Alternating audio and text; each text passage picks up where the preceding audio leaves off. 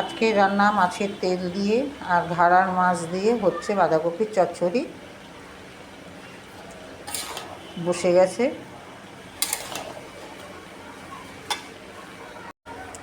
আর এদিকে করছি হচ্ছে শিম ভর্তা।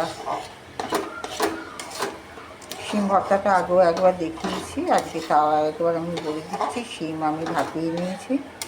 ভাপিয়ে নিয়ে তার মধ্যে পেঁয়াজ রসুন দুটো কাঁচা লঙ্কা দিয়ে মিক্সিতে বেটে নিয়েছি। বেটে নিয়ে কড়াইতে তেল দিয়েছি পরিমাণ মতো। আমার যতটা শিম তার মধ্যে কালো জিরে শুকনো লঙ্কা ফোড়ন দিয়ে এটা ছেড়ে দিয়েছি।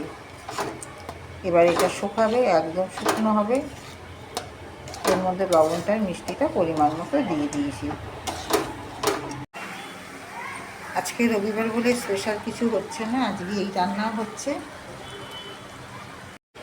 শিম ভর্তা হয়েই গেছে, একদম শুকিয়ে গেছে। এবার শিম ভর্তাটা আমি নামাবো।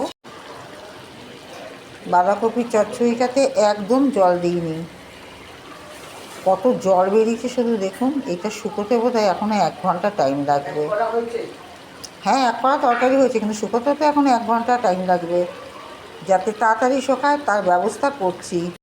যে কোনো চচ্চড়ি বসালে যদি জল বেশি বেরোয় তো গ্যাসটাকে বাঁচানোর জন্য, অথচ তরকারির স্বাদও যাতে ঠিক থাকে, তাই জন্য আমি করি কি দেখুন, একটুখানি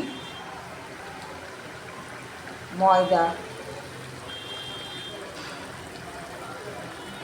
অ্যারারুট থাকলে অ্যারারুট, নাহলে একটু ময়দা দিয়ে একটুখানি নেড়ে ছেড়ে নিলেই সঙ্গে সঙ্গে জলটা শুকিয়ে যায়।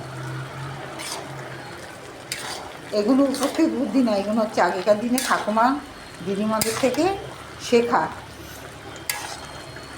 বাঁধাকপি রেডি হয়ে গেছে। বাঁধাকপি আজকের মতো টাটা। আবার আমি আসছি নেক্সট ভিডিওতে নতুন একটা রান্না নিয়ে।